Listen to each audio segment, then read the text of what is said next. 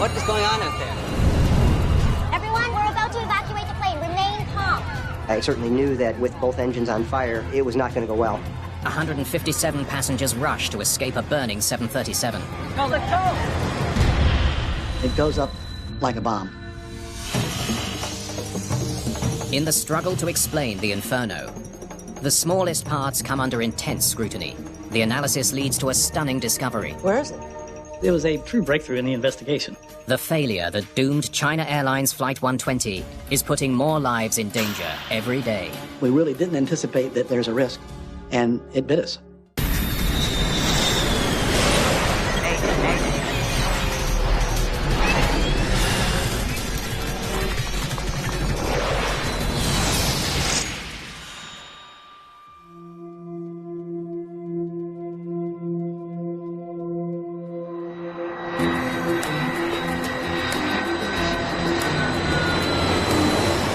China Airlines Flight 120 is on final approach for landing. Ladies and gentlemen, we're about to begin our descent into Okinawa Naha Airport. Please give the flight attendants your full cooperation as they prepare the cabin for a landing. The captain is 47-year-old Yu Chien-ku. What's the weather for approach? Our ceiling is 8,000 feet. Winds at 8 knots. The first officer is 26-year-old Zheng Ta-wei. The pilots have more than 8,500 hours of flight experience between them. Almost straight down the pipe. Sir. Landing this Boeing 737 should be routine.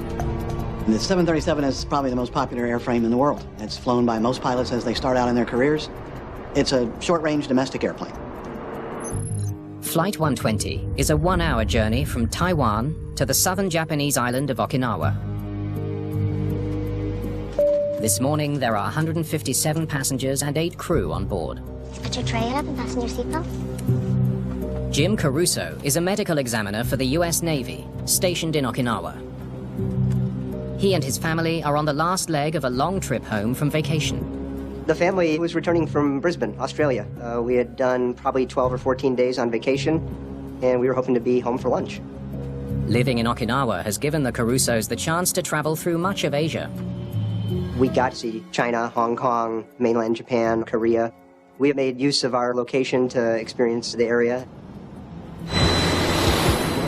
Naha Airport sits at the southern end of Okinawa, on the shore of the East China Sea. The pilots reconfigure their plane as they slow down and descend for landing. Let's go to flaps 25. Flaps 25. They deploy flaps from the wing's back edge, along with slats from the front edge. These devices keep the plane airborne at lower speeds. When we start configuring, we begin to put out flaps and slats, which extend the area of the wing and give us more lift and allow us to fly slower. And of course, the landing and touchdown itself are the most complicated part of the flight. They're now less than a minute from the runway. Okay, honey, you have to remain in your seat. I think everybody was looking forward to landing, getting off the airplane, and getting back to regular life.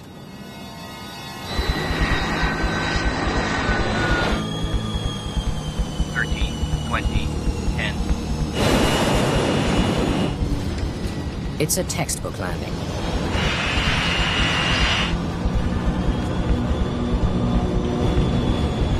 Flaps up.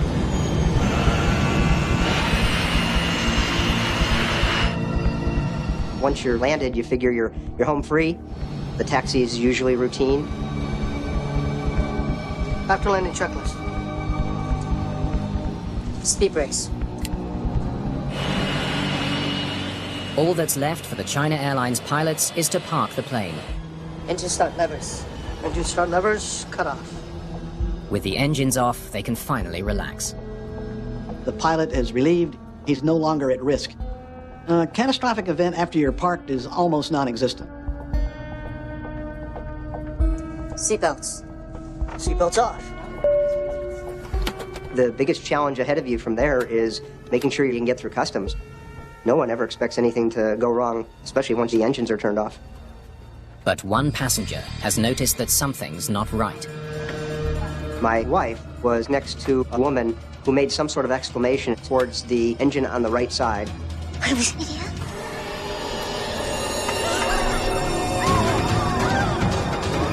What's going on?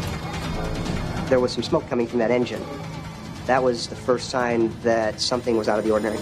What is going on out there? Anti-ice, off.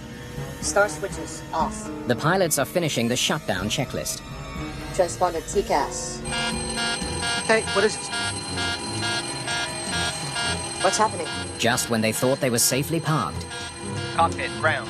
Number 2 engine fire. a radio call alerts them to an urgent danger. Their plane is on fire. Attention crew on station. Attention crew on station. Bringing the flight attendants to their station tells them that what might likely be next would be an emergency evacuation. 92120, we are calling a fire truck. Remain standby. We have wheel fire, please. Cabin crew, prepare for evacuation. Prepare for evacuation. Everyone, remain calm. We're about to evacuate the plane. Remain calm. Fear begins to spread throughout the cabin. Outside, the fire is getting worse. The engine on my side also started smoking and flaming. So now we had both wings on fire, and at that point, people began to panic. Remain calm. No pushing. I had no idea at that point how things would play out, but I certainly knew that with both engines on fire, it was not going to go well.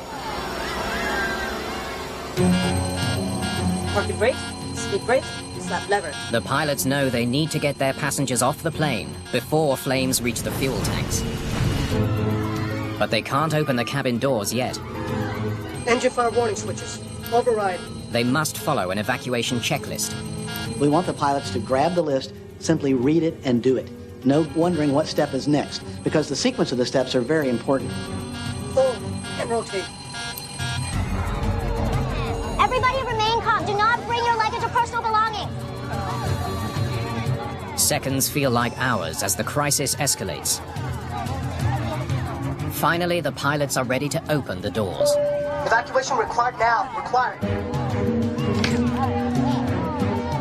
No pushing, no pushing. Please keep moving forward. But it will take time for all 157 passengers to make it to the exit. George Ishizaki is watching the unfolding disaster from inside the airport terminal. I just happened to have my camcorder with me. I thought, oh my God, what is happening?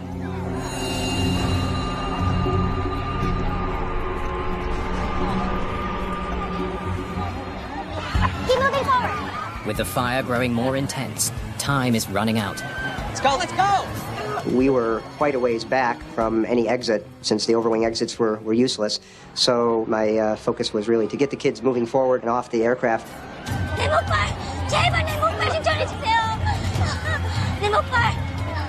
Go ahead, all right? Jim Caruso stays behind to help other passengers get off the burning plane. I don't actually remember hesitating. It may have been a little difficult to make that decision since the kids were already moving forward. Okay, no pushing. Keep moving forward.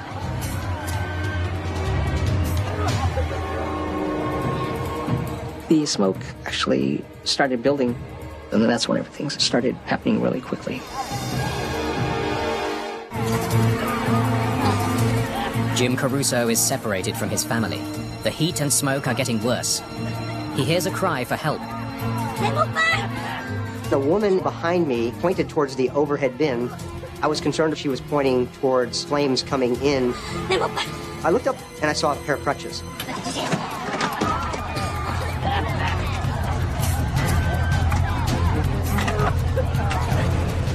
Everybody was just sliding down the slides, and once they got on the ground, they would just scramble. Once the smoke and fire started building, the cabin became rather warm. I do recall some of the windows actually cracking from the heat. Finally, they make it to the exit.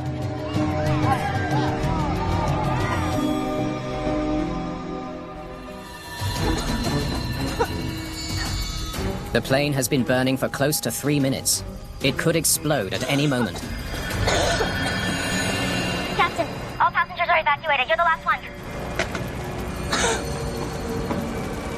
Gotta get out of here. Typically, the captain will stay until everybody's off, and he will verify that the airplane is empty. The pilots have put their passengers' safety first. But now it may be too late for them. You're gonna have to climb up to the window. You first. Sir.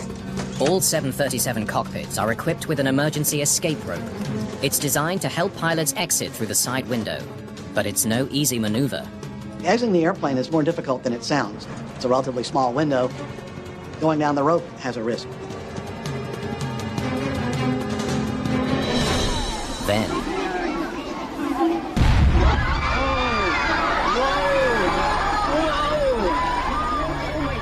You felt a huge kaboom.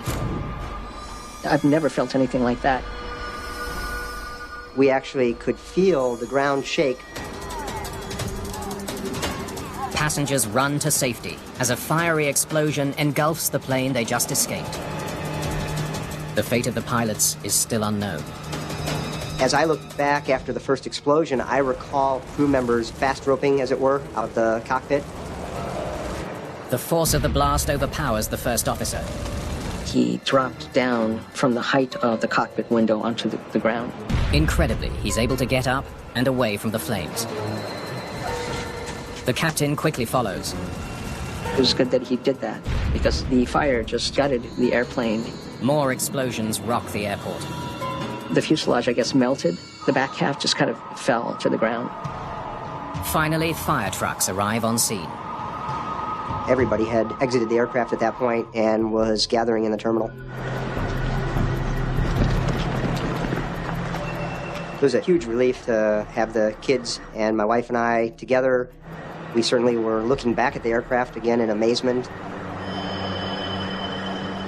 Fire on an airplane can quickly become lethal. Incredibly, on Flight 120, all 165 people on board have escaped unharmed.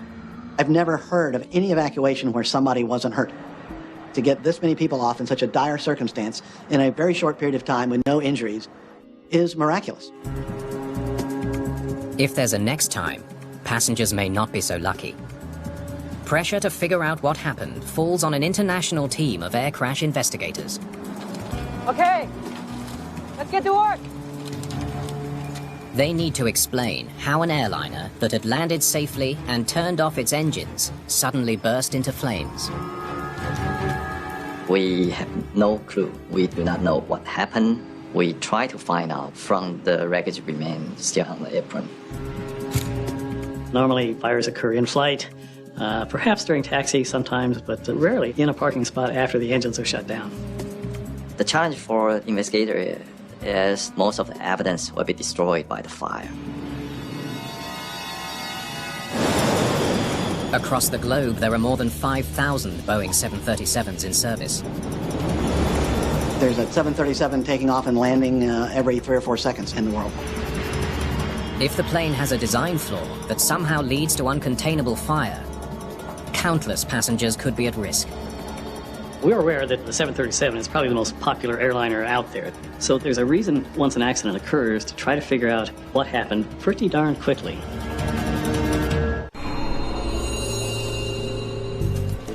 The search for Flight 120's black boxes begins immediately. One of our main goals initially is to try to find the cockpit voice recorder and the flight data recorder. These are important because a lot of times they tell us what happened. But investigators know that after such an intense fire, there's a chance that black box data will be lost. They need other leads. Good investigators don't rely totally on flight data recorders, for instance, or cockpit voice recorders because they can be destroyed. So we rely on witnesses to tell us their impression of what happened. Well, we taxied off the runway, down the apron to our assigned parking spot.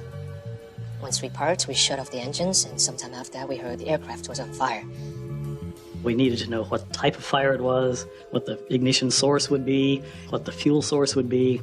Those were the areas of our main questioning right off the bat. I radioed the controller, letting him know we had a wheel fire. Investigators know that if a wheel caught fire on Flight 120, there's more than one possible cause. A deflated tire can result in burning rubber. Overheated brake pads could potentially ignite hydraulic fluid. In a wheel well of an aircraft, there are a lot of hydraulic lines going to the landing gear assemblies and things like that. Hydraulic fluid is very flammable. If a hydraulic leak occurred and it happened to drip onto a hot brake, for instance, now there you go.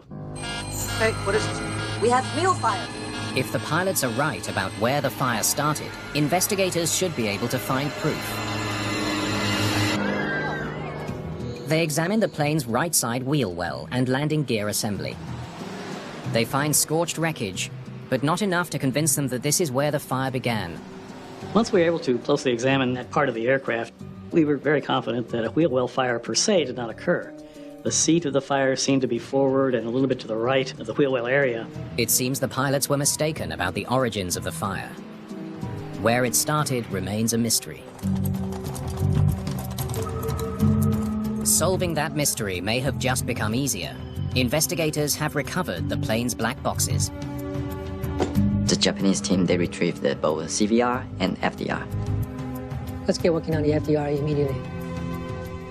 On modern 737s, the flight data recorder has thousands of parameters, data bits that come into the recording device itself. It will take time to download and verify all the data. Meanwhile, the charred fire scene continues to challenge investigators. With all this heat damage, it's nearly impossible to tell where the fire started. They're almost certain the fire began on the right side of the plane, as witnesses reported. But where exactly? Wait a sec. Scorched wires provide a promising new lead. What do you think? Did an electrical fire destroy Flight 120? Serious electrical failures are rare, but not unheard of.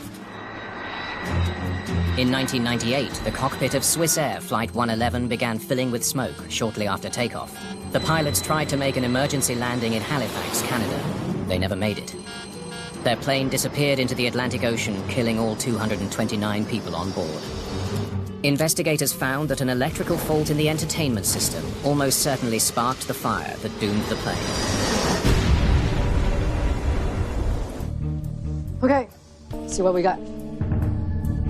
If the fire aboard Flight 120 was caused by faulty wiring, investigators may now be able to confirm it.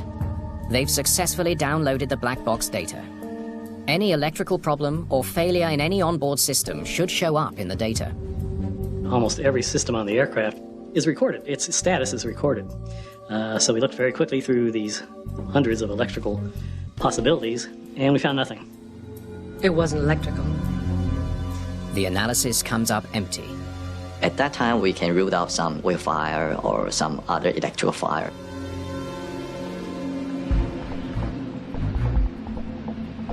Investigators turn their attention to the aircraft's right engine. In flight, the CFM56 power plant generates internal temperatures of more than 2,000 degrees Fahrenheit, hotter than molten lava. Could an engine fire have sparked the inferno? We, of course, looked at the engines very carefully, the right engine especially, because there was a lot of fire damage around it. It was fairly easy to look inside the engine and examine the core, so to speak, where all the damage in an engine failure usually occurs, and we found nothing wrong.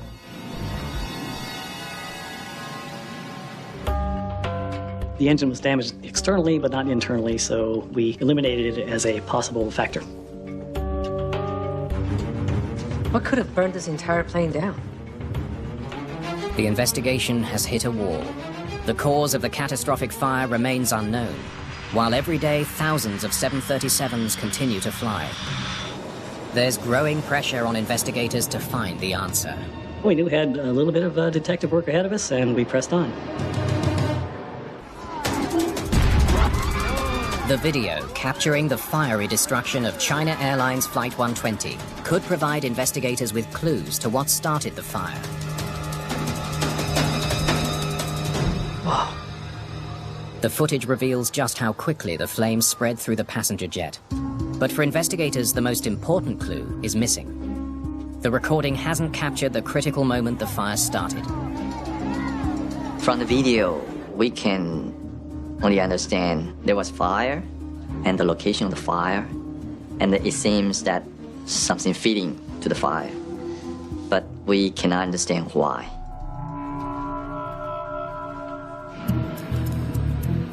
Investigators widen the search for leads. What did you see? The effort pays off when an airport ground worker provides a critical detail. ramp worker on the right side of the aircraft said very distinctly that he saw a liquid running down the leading edge of the right wing before the fire broke out. Thanks. Fluid leaking from this part of the wing of the aircraft can be only one thing: jet fuel. The 737 holds 4,390 gallons of fuel, much of it in tanks located inside the plane's two massive wings. When we figured out that the actual fuel leak had occurred, it was a breakthrough, a true breakthrough in the investigation.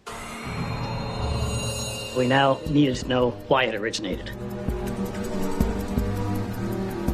We know the fuel was leaking, but from where? Fuel line? Finding solid evidence amongst the burnt remains of the plane's fuel system won't be easy.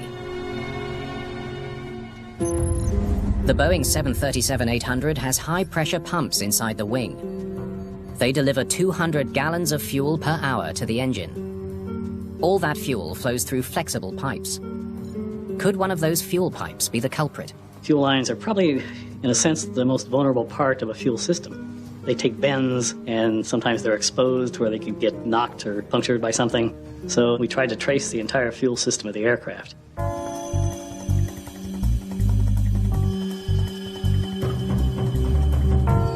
It's another dead end. It wasn't the fuel lines. None of the fuel lines are ruptured. We had a lot of fire damage, but the fuel lines that we examined seemed to be intact and functional. Investigators still can't explain the fire. They know enough fuel leaked from the plane to feed the flames, but they don't know where it came from.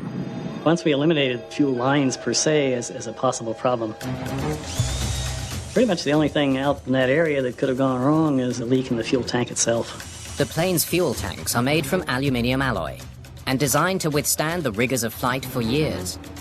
They should never crack or leak. Examining them presents one of the most difficult challenges yet. They hope a tool called a borescope will do the trick. It's a small camera that can peer into tight spaces. It gives them a unique view inside the plane's right-wing fuel tank.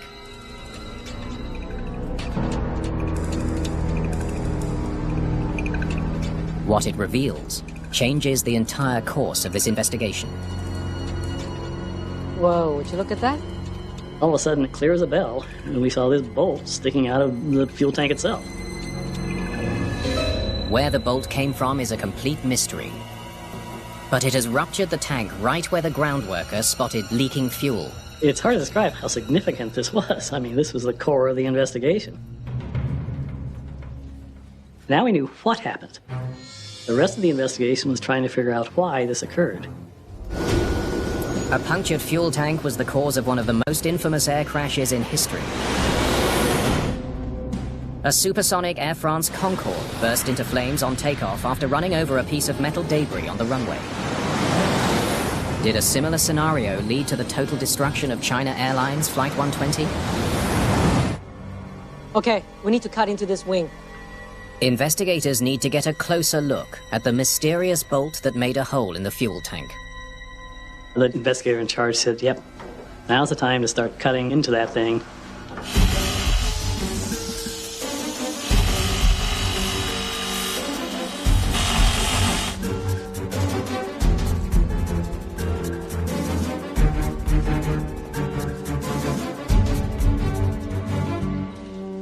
Okay. Got it. Now they need to figure out where the bolt came from. They study schematics of the 737 wing structure. We went back to the drawings and went back to things like maintenance records to try to figure out exactly what it was. They soon get their answer.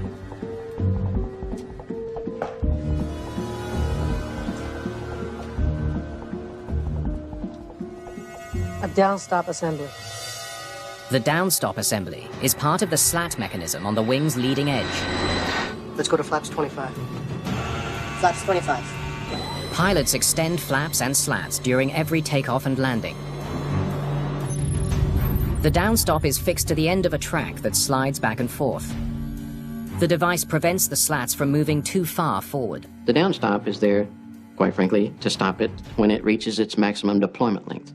If it didn't exist, then there would be no way to retain the slat on the aircraft.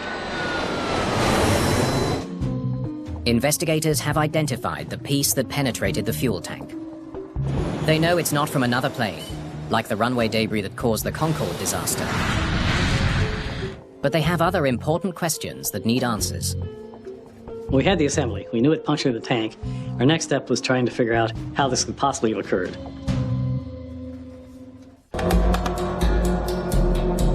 Investigators pore over Boeing's service documents to learn more about downstop assemblies on the 737. They make a surprising discovery. This has happened before, and it's happened more than once.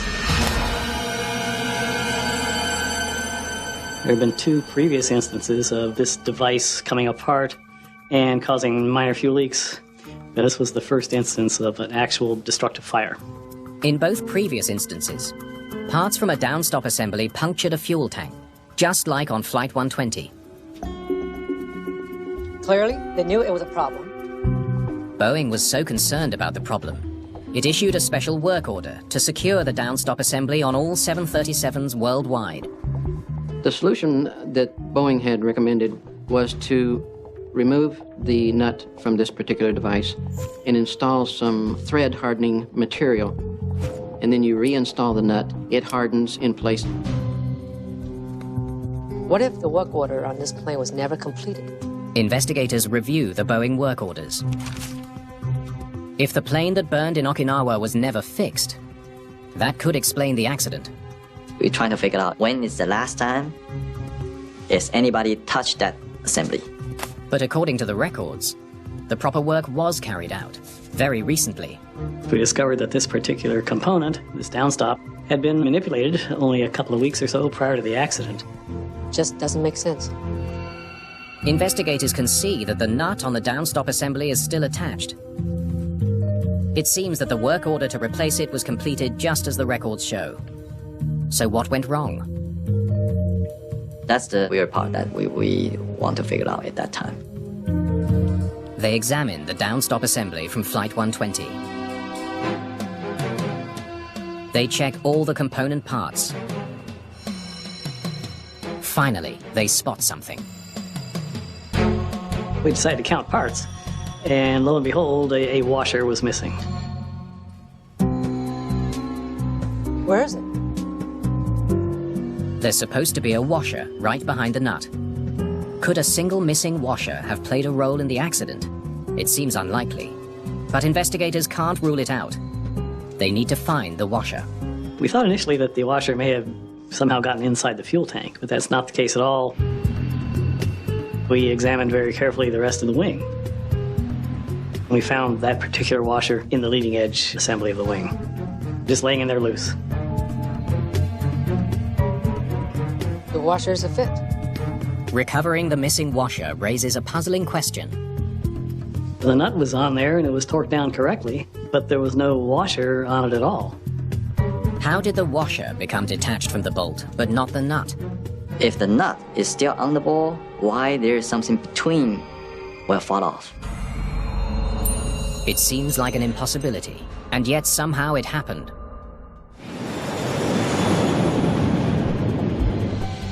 The Flight 120 fire investigation heads to Taiwan and the headquarters of China Airlines. Investigators hope to shed some light on the mystery of the detached washer. I appreciate you making the time. We went to China Airlines to ask them to demonstrate how they do the maintenance work. Do you think you can show me how you completed this repair on the downstop assembly? Sometimes maintenance records don't tell you the true story. They can tell you that according to somebody, a maintenance procedure had been done correctly. But to get a better story, you have to actually watch the procedure being done.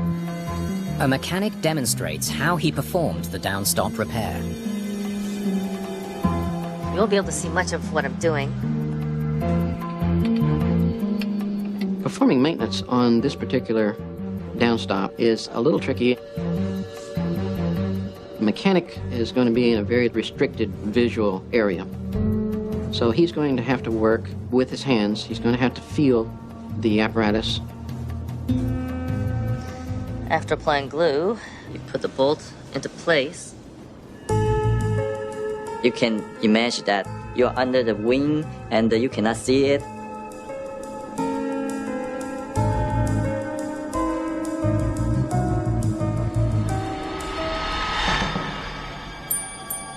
Sorry, just dropped it.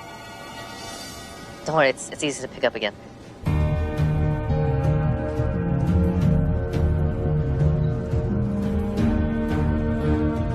It's an eye-opening demonstration. And that's how it's done. Thank you. You have been very helpful.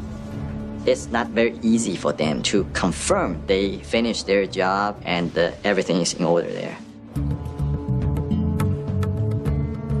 Records show that the work order repair was the only time mechanics ever serviced the downstop in the history of the accident airplane.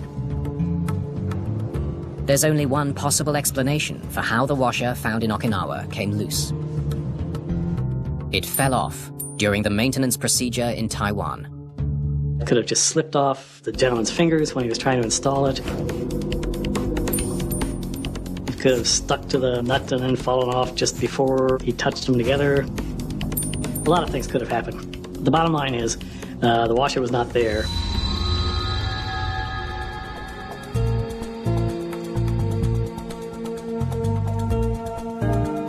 But understanding what happened to the washer still leaves investigators scratching their heads. The downstop assembly had a well-tightened nut that was also glued to the bolt. How could it fall out?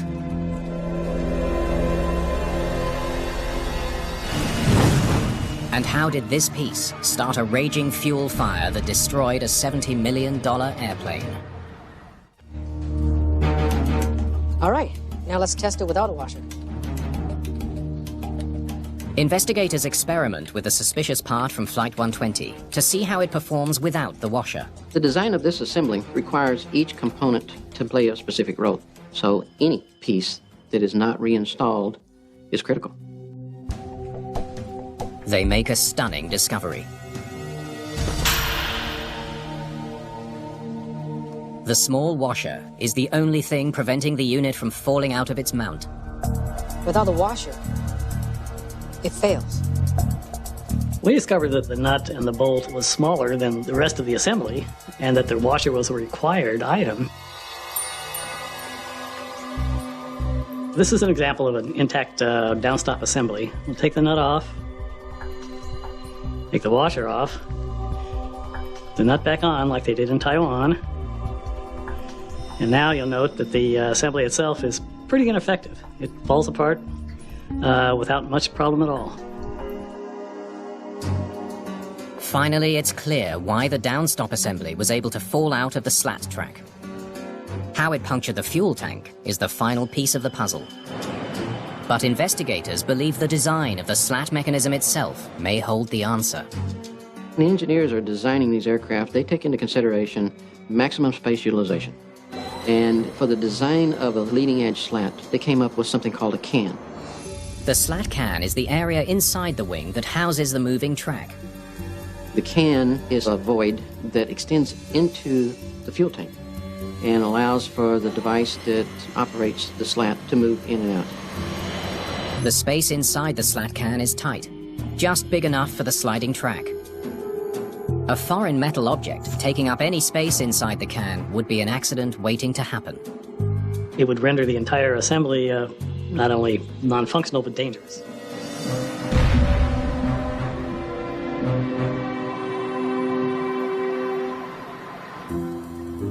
China Airlines, Flight 120, 157 passengers, 8 crew.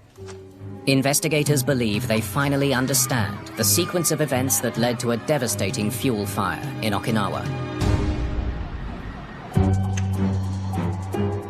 It all begins weeks before the accident with a botched repair to a critical component. A single missing washer turns a downstop into a hidden danger. A bolt that can work its way loose over time. The washers really aren't supposed to hold things together, but this washer did because of its design.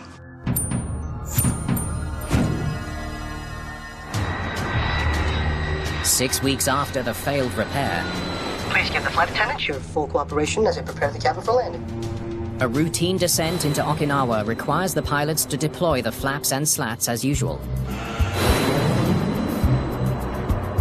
Inside one of the track cans on the right wing, the loosened downstop is just barely holding on. Touchdown is enough of a jolt to finally knock the downstop out of its track. Flaps on. The unsuspecting crew soon retracts the flaps and slats. The plane's powerful hydraulics move the slat track back into the can. But now the downstop bolt is in the way. The track pushes it to the back of the can and then straight through, puncturing the right-wing fuel tank. A hole in the fuel tank caused the leak. The plane would have been carrying thousands of liters of fuel. As the plane taxis, the engine exhaust is powerful enough to disperse the leaking fuel. It can't come into contact with the hot tailpipe or brakes. After landing checklist. But once the pilots park and shut down the engines, the situation instantly becomes much more dangerous. Engine start levers. Engine start levers cut off. The leaking fuel starts dripping directly onto the scorching hot tailpipe. What is going on out there? The leaking jet fuel ignites on contact. The speed of the development of the fire is incredible. Obviously, fuel burns very well, and it goes up like a bomb. Everybody remain calm. The cabin crew's professional conduct gets 157 passengers off the plane in just 1 minute and 42 seconds.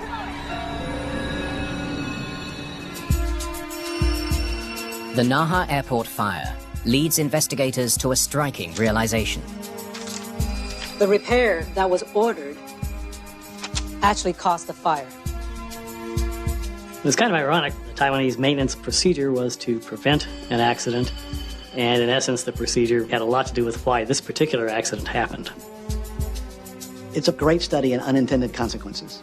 We really were trying to fix a problem. We really didn't anticipate that every time we handle a maintenance piece like this, there's a risk, and it bit us. In the wake of the Naha Airport inferno, aviation authorities around the world ordered the inspection of the entire fleet of 737s. In the US alone, 21 planes are found to have the same defect, all of them at risk of a catastrophic fuel leak and fire. Boeing takes immediate action. It redesigns the downstop mechanism and ensures that the improved part is installed on each and every plane. Boeing made the changes necessary to ensure that the accident didn't occur again. It took a little time, as it normally does, to get to the final resolution of it, but they did what they needed to do. What is going on out there? Everyone, we're about to evacuate the plane. Remain calm. I certainly knew that with both engines on fire, it was not going to go well. 157 passengers rush to escape a burning 737. Go, let's go! It goes up like a bomb. In the struggle to explain the inferno, the smallest parts come under intense scrutiny.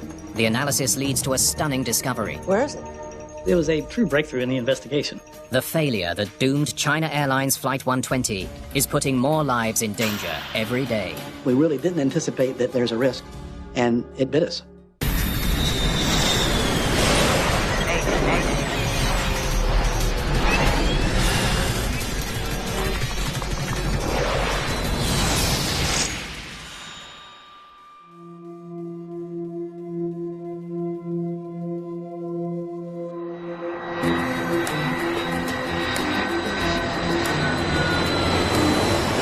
China Airlines Flight 120 is on final approach for landing.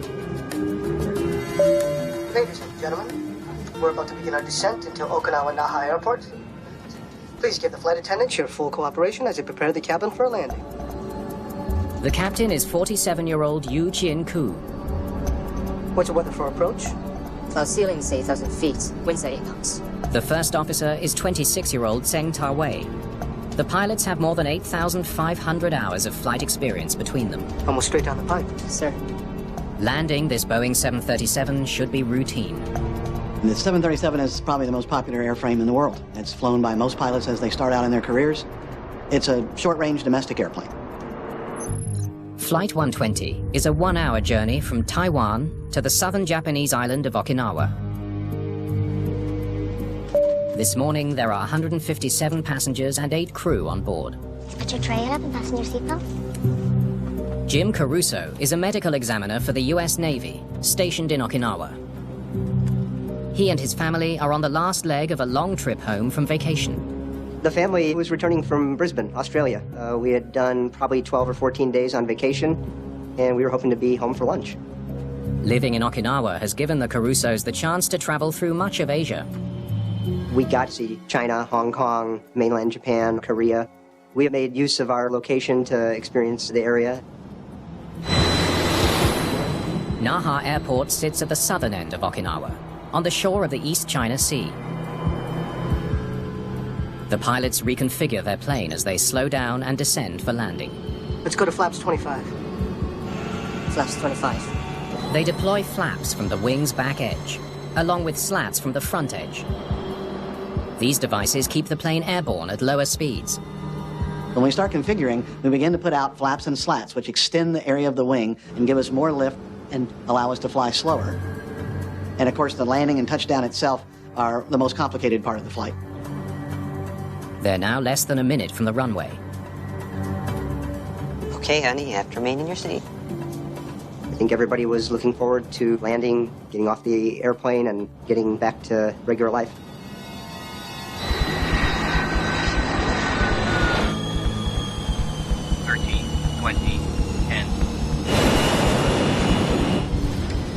It's a textbook landing.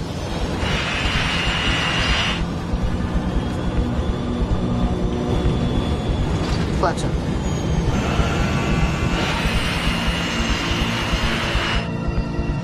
Once you're landed, you figure you're home free.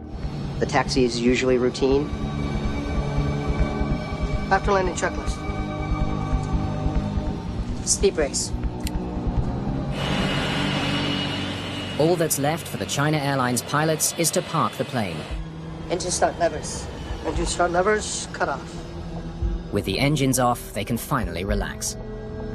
The pilot is relieved. He's no longer at risk. A catastrophic event after you're parked is almost non-existent. Seatbelts.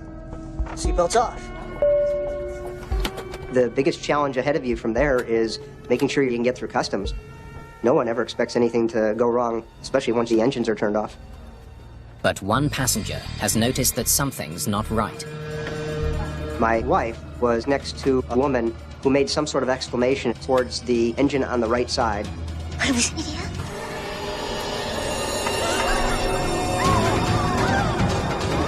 What's going on?